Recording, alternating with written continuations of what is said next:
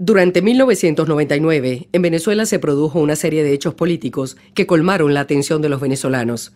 Estos sirvieron para encubrir la sucesión de acciones que utilizó el régimen que instauró Hugo Chávez para secuestrar los derechos civiles y políticos de los venezolanos.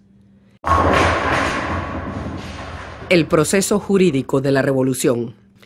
De la democracia representativa al Estado totalitario, bajo el mandato de la democracia participativa, un golpe de Estado sui generis perpetrado mediante vías de hecho de apariencia jurídica. Estrategia para un golpe de Estado moderno. Primera etapa. Conseguir la presidencia de la República por la vía electoral. 6 de diciembre de 1998. El candidato teniente coronel Hugo Chávez, vigente la Constitución venezolana de 1961, gana las elecciones presidenciales.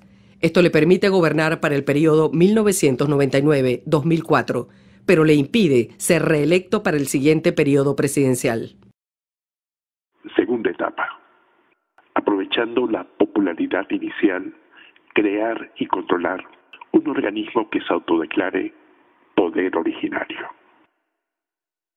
2 de febrero de 1999.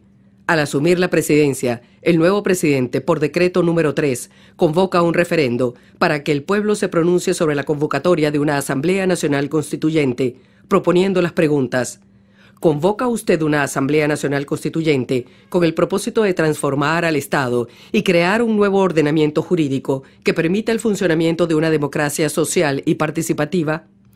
¿Autoriza usted al presidente de la República para que mediante un acto de gobierno fije, oída la opinión de los sectores políticos, sociales y económicos, las bases del proceso comicial en el cual se elegirán los integrantes de la Asamblea Nacional Constituyente?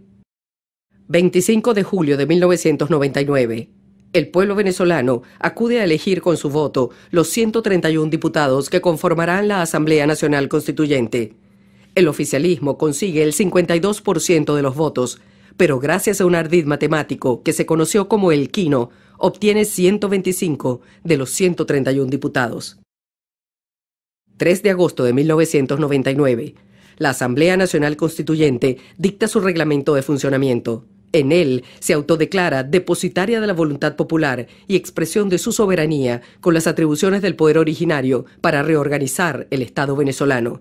Y resuelve que podrá limitar o decidir la cesación de las actividades de las autoridades que conforman el poder público y que todos los organismos del poder público quedarán subordinados a ella y que en consecuencia están en la obligación de cumplir y hacer cumplir los actos jurídicos estatales que ella emane.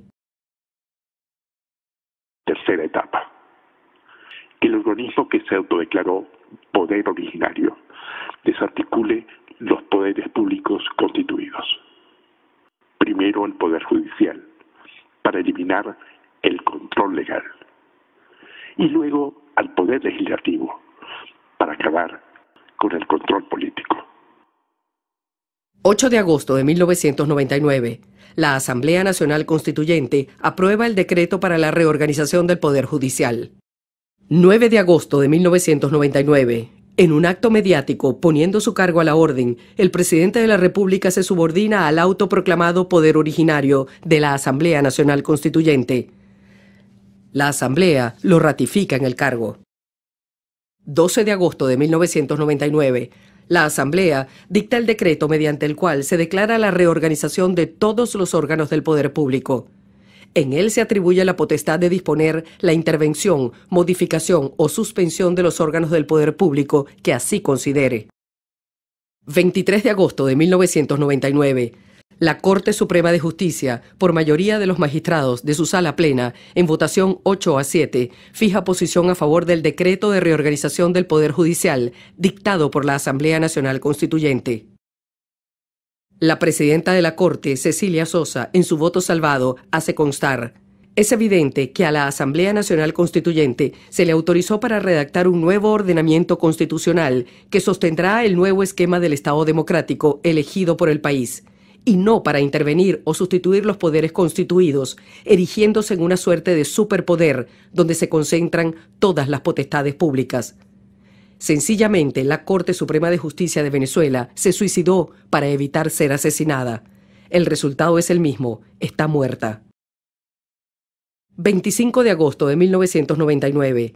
La Asamblea promulga el decreto para la reorganización del Poder Judicial.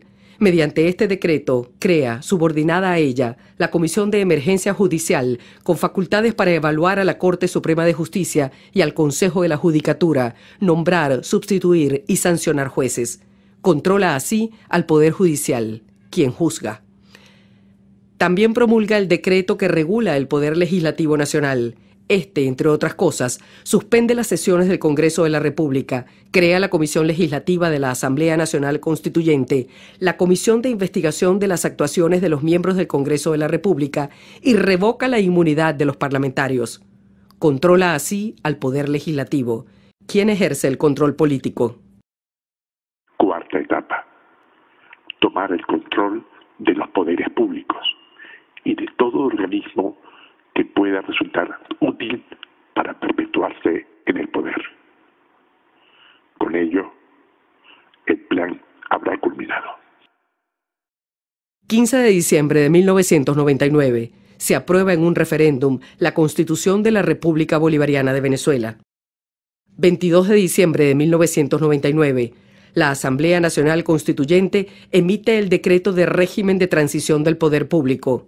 En él disuelve definitivamente al Congreso, crea la Comisión Legislativa Nacional, a la cual le asigna provisoriamente el Poder Legislativo y nombra a sus miembros, conforma el nuevo Tribunal Supremo de Justicia y designa a sus magistrados. Nombra al Contralor General de la República, al Fiscal General de la República y se autoatribuye competencia para designar a los integrantes del Consejo Nacional Electoral.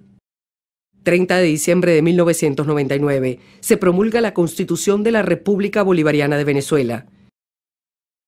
En el transcurso de su funcionamiento, la Asamblea Nacional Constituyente tomó para la llamada revolución el control del Poder Judicial, el control del Poder Legislativo, el control de la Contraloría General de la República, el control de la Fiscalía General de la República y el control del Consejo Nacional Electoral.